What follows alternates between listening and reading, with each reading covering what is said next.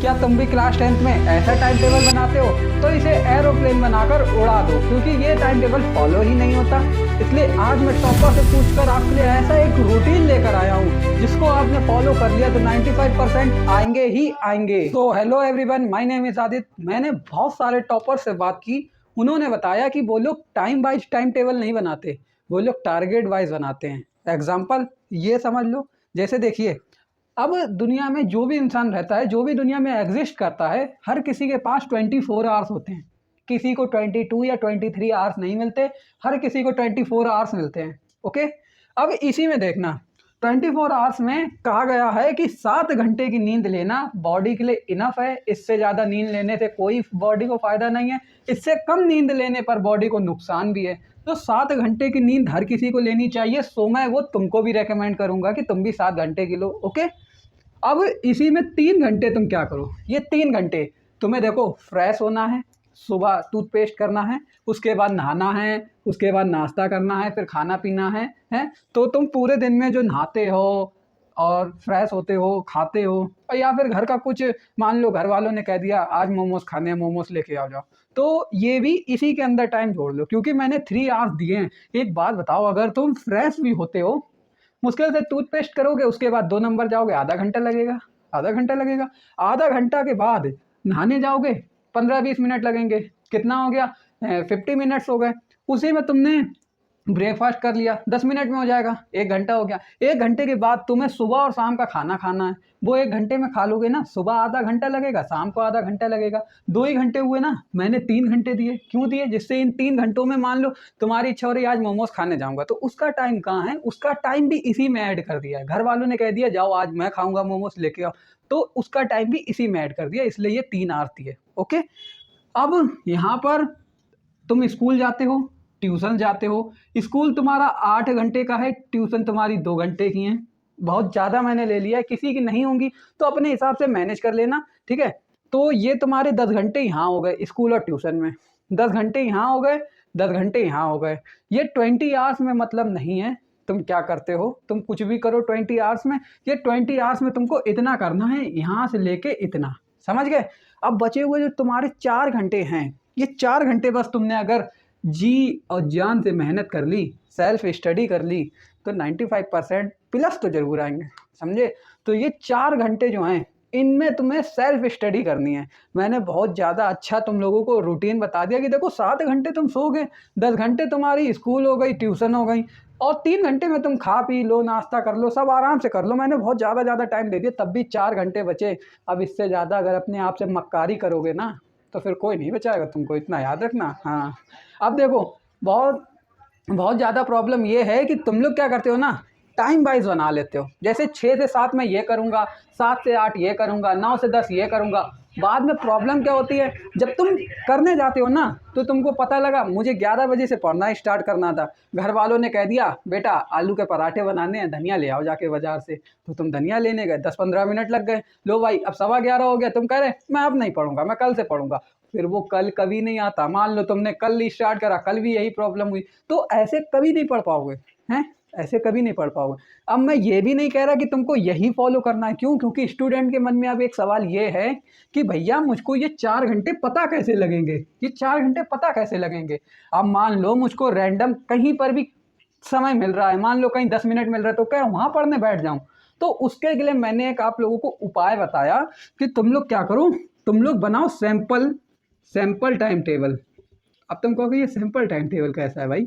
ये sample time table जो है, ये वो टाइम टेबल है, तुमको बनाना टाइम वाइज ही है कि तुमको 6 से 7 ये करना, 7 से 8 ये करना, 8 से 9 ये करना, 9 से 10 ये बनाना, तुमको टाइम वाइज ही है। लेकिन इसको फॉलो नहीं करना। इसको बनाने का मतलब क्या है? ये केवल सैंपल के तौर पर है, ये केवल सैंपल है। इससे हमको पता लग जाएगा कि हमको कब कब पढ़ने का समय मिल रहा है, समझे।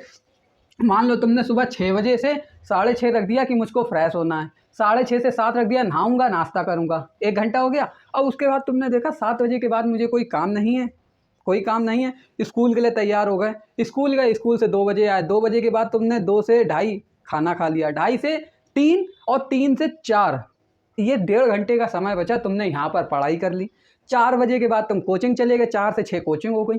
6 से तुमने 8 बजे तक पढ़ा, 8 से 9 तुमने खाना खा लिया, 9 से 11 तुमने फिर पढ़ा, फिर तुम सो गए।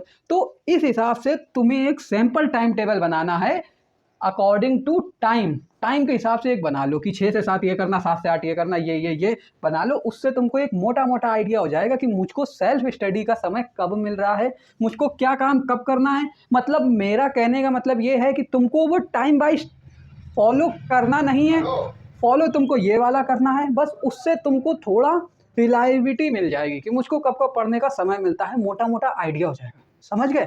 अब बहुत इंपॉर्टेंट और इम्पॉर्टेंट टिप्स हैं जो कि टॉपर्स ने बताए हैं। अभी वो इंपॉर्टेंट टिप्स के लिए चलते हैं। सो चलो अब तुमको वो पॉइंट्स बताते हैं जो कि मोस्ट इंपॉर्टेंट हैं। वो पॉइंट्स कौन से हैं? वो ये हैं, क्लियर दिस पॉइंट्स। ये 5 पॉइंट्स हैं, इनको तुमको क्लियर रखना है। कैसे?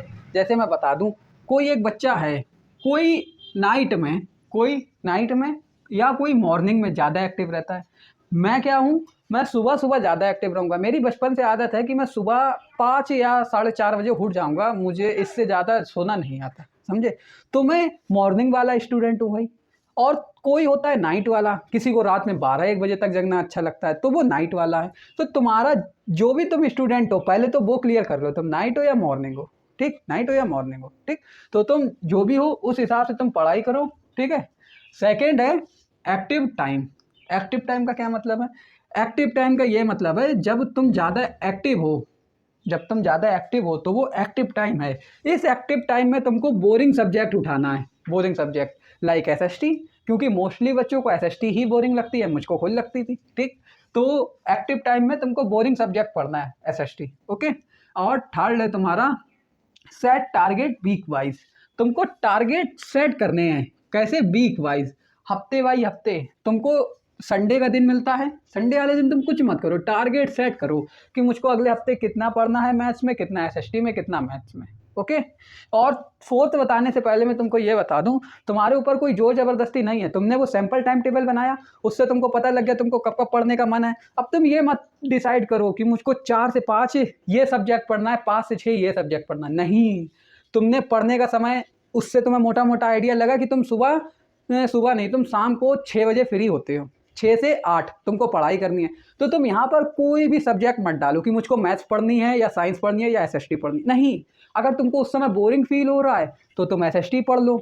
अगर तुम ज़्यादा मान लो, नहीं मैं कह रहा बोरिंग फील हो रहा है, नहीं, जब तुम अगर उस समय ज़्यादा एक्टिव लग रहे हो, दिमाग ज़्यादा काम कर रहा है, तो एसएसटी पढ़ लो, मतलब बोरिंग सब्जेक्ट पढ़ लो। और जब तुम्हें लगे कि तुम्हारा दिमाग बहुत कम काम कर रहा है, तो उस समय तुमको क्या करना है, उस समय तुमको मैथ्स या साइंस पढ़नी है, क्योंकि मैथ्स और साइंस के जो कॉन्सेप्ट होते हैं ना, वो थोड़े ईजी होते हैं। ईजी क्यों होते हैं?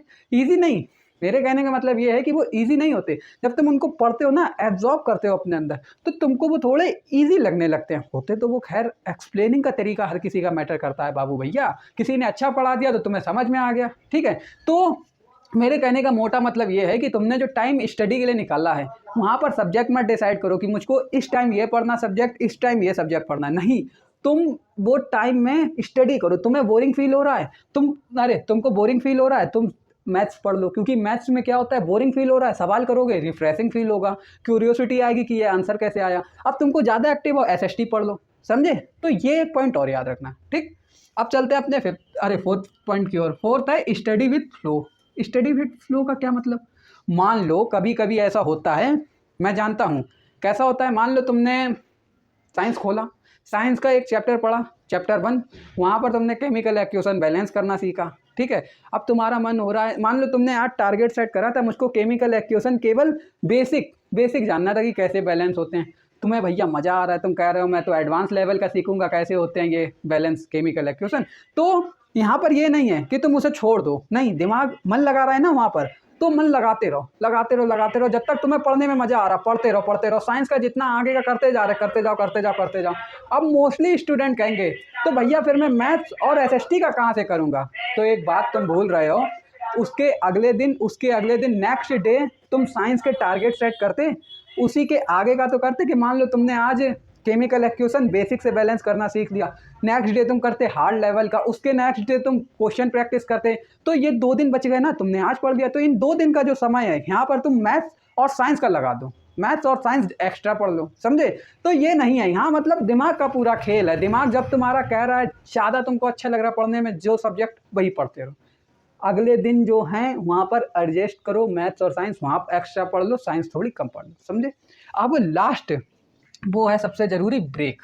फिफ्थ जो पॉइंट्स है वो है ब्रेक। ब्रेक एक ऐसी चीज़ है जो कि माइंड को रिफ्रेश कर देता है। मानो तुमने मैथ्स पढ़ी, सवाल करते जा रहे, ठीटा चीटा टीटा चीचा, तुमको कुछ समझ ही नहीं आ रहा ठीटा और चीटा में क्या अंतर है, सामने चीटा भी रेंग रहा है टक टक टक टक टक, तो तुम्हारा दिमाग बहुत ज़्यादा कन्फ्यूजी आ गया। तुम कह रहे हो भैया मुझको कुछ समझ ही नहीं आ रहा मैं क्या करूं। तो तुम उस समय क्या करो, सीधा एक ब्रेक लो। ब्रेक कितनी देर का लेना है वो तुम अपने हिसाब से तय कर सकते हो। तुमको जब रिफ्रेशिंग फील होने लगे तभी पढ़ने बैठ जाना दोबारा। तुमने 40 मिनट पढ़ा, उसके बाद एक ब्रेक ले लिया, ये जरूरी है। क्यों? क्योंकि एक ह्यूमन ब्रेन 40 मिनट से ज़्यादा अगर कोई चीज़ करता है ना, मान लो तुम्हारा मन लग रहा है 40 मिनट के बाद भी, लेकिन अगर तुम उसको पढ़ते रह गए ना तो तुम पीछे का भूलते चले जाओगे। ये ह्यूमन ब्रेन की एक स्ट्रेटेजी है, समझे। तो इसका कहने का ये मतलब है कि 40 मिनट बाद एक ब्रेक जरूर लो। तुम ब्रेक लोगे, इस ब्रेक में तुमने जो पढ़ा है ना 40 मिनट में, दिमाग उसकी मेन चीज़ें, तुम्हारी मोटी मोटी चीज़ें तुम्हारे दिमाग में स्टोर कर देगा। फिर तुम दोबारा जाओगे पढ़ने, फिर 40 मिनट बाद ब्रेक लोगे, वो मोटी मोटी चीज़ें स्टोर हो जाएंगी। वही तुम पढ़ते रह गए लगातार, तुमने 3 घंटे लगातार पढ़ लिया, पीछे 2 घंटे का सब भूल गए, 1 ही घंटे का याद है। तो ये प्रॉब्लम ना हो, इसलिए ब्रेक बहुत ज़रूरी है, समझे। अब एक सबसे इंपॉर्टेंट बात कहना चाहूँगा जो कि है कंसिस्टेंसी, क्योंकि कंसिस्टेंसी इक्वल टू 98%। कंसिस्टेंसी के साथ पढ़ लो। मैं तुमसे ये नहीं कहता पूरी साल पढ़ना है, मैं केवल तुमसे ये कह रहा हूँ, उसके बाद तुम खुद पढ़ने लग जाओगे। क्यों? देखो, तुम केवल 2-3 हफ्ते बिना ये सोचे कि मुझसे नहीं होगा, पढ़ लो साइंस, मैथ्स एंड एसएसटी, ये 3 सब्जेक्ट पढ़ लो बिना ये सोचे कि मुझसे नहीं होगा, बिना ये सोचे कि ये सब्जेक्ट कठिन है, बिना ये सोचे कि एसएसटी बोरिंग है, बिना ये सोचे कि साइंस के कॉन्सेप्ट ही नहीं समझ में आते, समझे। बिना कुछ सोचे 2-3 हफ्ते केवल स्टडी करने की कोशिश कर लो, बॉडी खुद अपने आप डिजाइन हो जाएगी। फिर तुम्हारा खुद इच्छा होगी, तुम्हारी खुद, जहाँ 11 बजे तुम खुद किताब लेकर बैठ जाओगे पढ़ने के लिए, खुद ब्रेन कहेगा मुझको पढ़ना है, समझे। केवल 2-3 हफ्ते की बात कह रहा हूँ, ठीक है। सो अब तुम कमेंट करो, आई विल स्कोर 98%। तुम 98% कर सकते हो, बिल्कुल भी मत डरना, क्योंकि डर के आगे मैं हूं ना तुम्हारे हर कॉन्सेप्ट को इजी बनाने के लिए। सो आज मैंने तुमको एक रूटीन बता दिया जो कि टॉपर्स फॉलो करते थे, ये पूरी साल फॉलो कर लेना। 99.99% लाने से कोई रोक दे तो मेरा नाम बदल देना। अब मिलते हैं ऐसी ही नेक्स्ट वीडियो में, तब तक के लिए बाय।